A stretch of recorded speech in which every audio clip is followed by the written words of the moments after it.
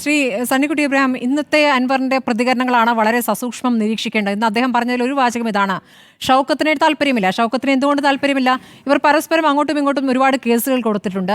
അൻവറിന്റെ ബിസിനസ്സുകൾ തകരുന്നതിൽ പ്രധാനപ്പെട്ട കാരണമായി മാറുന്നത് ഷൗക്കത്തിനോട് ചേർന്ന് നിൽക്കുന്നവർ കൊടുത്തിരിക്കുന്ന കേസുകളാണ്. അത് അവിടെ നിൽക്കുന്നു. അതുകൊണ്ട് ആ ഒരു വൈരാഗ്യം അവിടെയുണ്ട്. അതുകൊണ്ട് ഷൗക്കത്ത് അവിടെ മത്സരിക്കരുത്, വിജയിച്ചു കഴിഞ്ഞാൽ ആ മണ്ഡലം പിന്നീട് കിട്ടുകയില്ല എന്ന ഭയം കൊണ്ടാണ് VS ജോയ് എന്ന പേര് അദ്ദേഹം ആദ്യമേ എടുത്തിട്ട് പറഞ്ഞത്.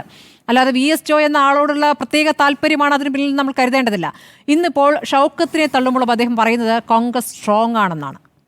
കോൺഗ്രസ് സ്ട്രോങ് ആണെന്ന് പറയുന്നുണ്ട്. എന്താണ് അതിന്റെ സൂചന? സ്മൃതി, നമ്മളൊക്കെ എത്ര തിരഞ്ഞെടുപ്പുകൾ കണ്ടതാണ്, റിപ്പോർട്ട് ചെയ്തതാണ്.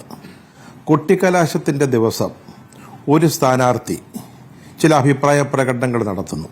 അത് അദ്ദേഹത്തിൻ്റെ നിലപാടിലുള്ള മാറ്റമാണ്, അല്ലെങ്കിൽ അദ്ദേഹം ഈ തെരഞ്ഞെടുപ്പിനോടുള്ള അദ്ദേഹത്തിൻ്റെ സമീപനത്തിൽ വന്നിരിക്കുന്ന മാറ്റമാണെന്ന് നമുക്ക് എങ്ങനെ പറയാൻ സാധിക്കുമെന്നുള്ള കാര്യത്തിൽ എനിക്ക് വലിയ സംശയമുണ്ട്. ഞാൻ സജീവനെ ഒന്നും അത് തെറ്റാണ്, അദ്ദേഹത്തിൻ്റെ നിലപാടല്ലേ, അദ്ദേഹം പറഞ്ഞത് ശരിയല്ല എന്ന് പറയാൻ ആഗ്രഹിക്കുന്നില്ല.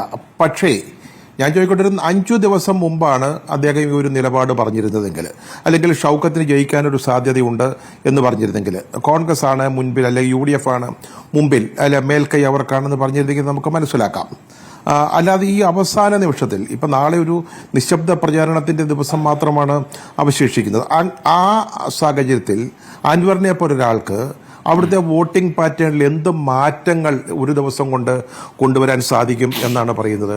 ഇപ്പോൾ ചെക്കുട്ടി ഇവിടെ പറഞ്ഞ ഒരു കാര്യം, അദ്ദേഹം ഒരു ബുദ്ധിമാനായ രാഷ്ട്രീയക്കാരനാണ്. അദ്ദേഹത്തിൻ്റെ ഭാവി, ഇനി അദ്ദേഹത്തിൻ്റെ ഭാവി UDF-നൊപ്പമോ അല്ലെങ്കിൽ കോൺഗ്രസുമായി അഡ്ജസ്റ്റ് ചെയ്തുകൊണ്ടായിരിക്കും, അല്ലെങ്കിൽ അവരുമായിട്ടൊരു നീക്കമൊക്കെ ഉണ്ടാക്കിക്കൊണ്ട് മാത്രമേ അദ്ദേഹത്തിന് ഭാവി രാഷ്ട്രീയത്തിൽ നിൽക്കാൻ സാധിക്കൂ എന്ന് പറയുന്നതിലൊരു ന്യായമുണ്ട്. ഒരുപക്ഷെ അതായിരിക്കാം ഇന്നിപ്പോൾ അദ്ദേഹത്തിൻ്റെ വാക്കുകളിലെ മാറ്റത്തിന് കാരണം. പക്ഷെ ഞാനൊരു കാര്യം ചോദിക്കട്ടെ സ്മൃതി, അദ്ദേഹം ഈ തെരഞ്ഞെടുപ്പിൽ ഒരു 3000-5000 വോട്ട് മാത്രമാണ് വാങ്ങുന്നതെങ്കിൽ അദ്ദേഹത്തെ ആരാണ് വിലവയ്ക്കുക?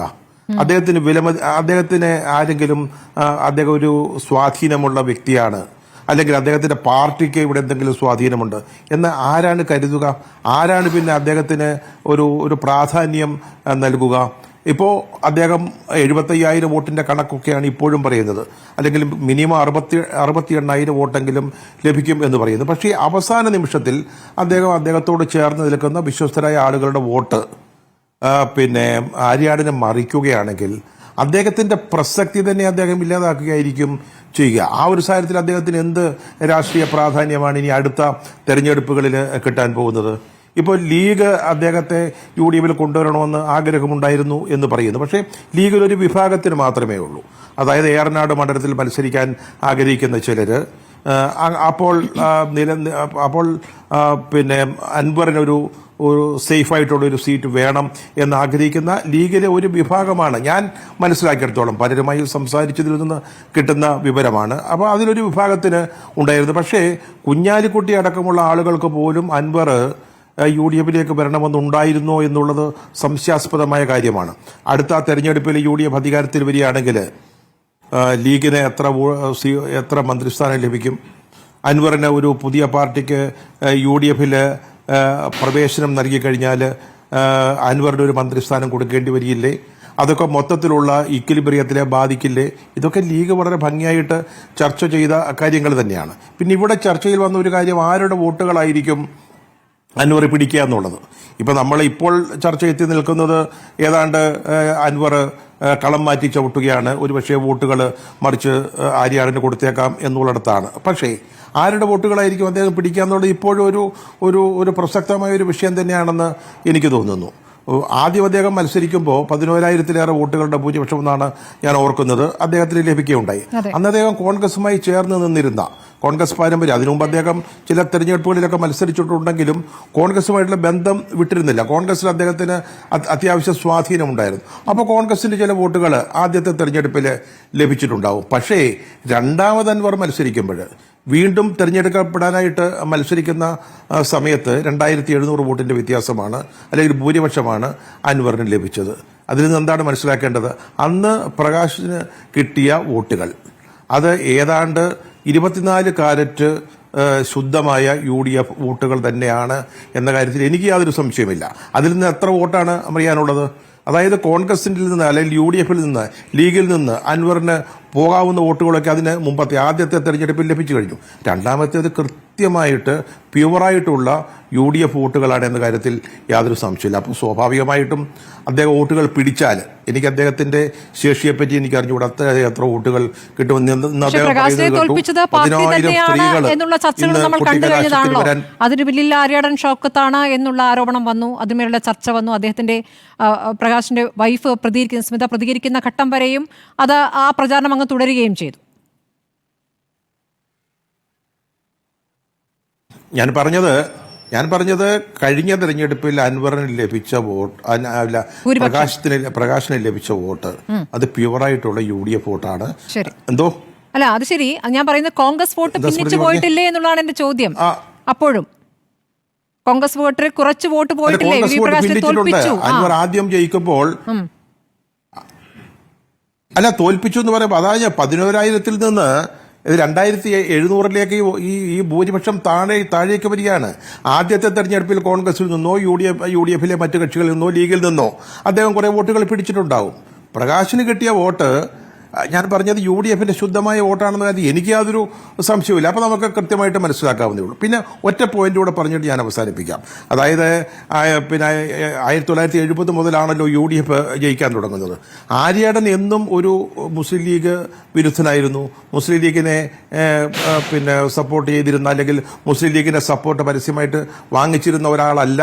അതുപോലെ തന്നെ CPM-നെതിരായിട്ടും വളരെ ശക്തമായ നിലപാട് എടുത്തു തന്നെയാണ് അദ്ദേഹം നിലമ്പൂരിൽ പ്രവർത്തിച്ചത്, മത്സരിച്ചത്, ജയിച്ചത്. പക്ഷേ അന്ന് മുന്നണി മര്യാദകളുടെ പേരിൽ പിന്നെ ലീഗിന്റെ വോട്ടുകൾ അദ്ദേഹത്തിന് കിട്ടിയിട്ടുണ്ട്, അല്ലെങ്കിൽ കിട്ടാതെ അദ്ദേഹം ജയിക്കില്ല. പക്ഷേ ഇത്തവണത്തെ തെരഞ്ഞെടുപ്പിൽ നമ്മൾ കാണുന്ന ഒരു വലിയ വ്യത്യാസം, നിലമ്പൂരിലെ തെരഞ്ഞെടുപ്പ് വിജയം ഞങ്ങൾക്കത് വേണം, ഞങ്ങൾ മുന്നിട്ട് ഇറങ്ങി നിന്ന് ആര്യാടൻ ഷൗക്കത്തിനെ ജയിപ്പിക്കണമെന്ന നിശ്ചയദാർഢ്യത്തോടു കൂടിയാണ് ലീഗ് പ്രവർത്തകര് പ്രവർത്തിക്കുന്ന കാര്യത്തിൽ യാതൊരു സംശയവുമില്ല.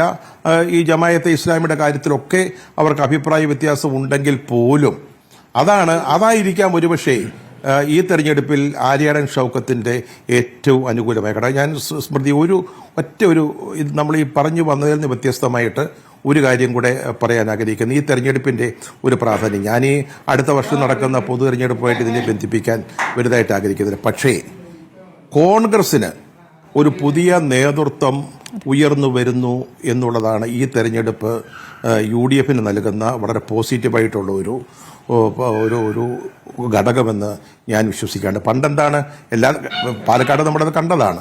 പക്ഷേ ഈ തെരഞ്ഞെടുപ്പ് നയിച്ചത് ചെറുപ്പക്കാരാണ്. സതീശന്റെ നേതൃത്വത്തിൽ ചെറുപ്പക്കാരായ ഒരു വിഭാഗം. പണ്ടെങ്ങനെ കോൺഗ്രസിലെ തെരഞ്ഞെടുപ്പ് പ്രചാരണം നടക്കുക? ചില സീനിയർ നേതാക്കന്മാർ വരും, എന്തെങ്കിലും അനാവശ്യങ്ങൾ പറഞ്ഞിട്ട് പോകും, അതിന്മേൽ ചർച്ചയാവും, അത് കോൺഗ്രസിനെ ദോഷമായിട്ട് ബാധിക്കും, ചിലപ്പോൾ അനുകൂലമായിട്ട് വന്നേക്കാം. പക്ഷെ ഇത്തവണ ചെറുപ്പക്കാരുടെ ഒരു സംഘമാണ്, അല്ലാതെ മുതിർന്ന ആളുകൾ വന്ന് അവിടെ വലിയ ശല്യമൊന്നും ഉണ്ടാക്കിയില്ല. അത് ഒരു പ്രധാനപ്പെട്ട കാര്യമാണ്. അതുപോലെ തന്നെ ഈ തെരഞ്ഞെടുപ്പിൽ ആര്യാടൻ ഷൗക്കത്ത് ഒരു നല്ല ഭൂരിപക്ഷത്തിന്, അത്ര മോശമല്ലാത്ത ഒരു ഭൂരിപക്ഷത്തിന് ജയിക്കുകയാണെങ്കിൽ അത് VD സതീശന്റെ എമർജൻസി ആയിരിക്കും എന്ന കാര്യത്തിൽ എനിക്ക് യാതൊരു സംശയമില്ല. അദ്ദേഹം UDF തോറ്റാൽ ചിലപ്പോൾ സംഭവിച്ചേക്കാം. ഞാൻ പറഞ്ഞ അതിനുവേണ്ടി ആഗ്രഹിക്കുന്ന ചിലർ ഉണ്ടാവാം. പക്ഷേ ഞാൻ മനസ്സിലാക്കുന്നത് ഇവിടെ ആര്യാടന്റെ ഒരു നല്ല കംഫർട്ടബിൾ വിജയമുണ്ടായാൽ അത് സതീശന്റെ ഒരു എന്താ പറയുക എസ്റ്റാബ്ലിഷ് ചെയ്യുന്ന ഒരു ഘട്ടമായിരിക്കുമെന്ന് കൂടി ഈ ചർച്ചയിൽ അഭിപ്രായപ്പെടാൻ ഞാൻ ആഗ്രഹിക്കുകയാണ്.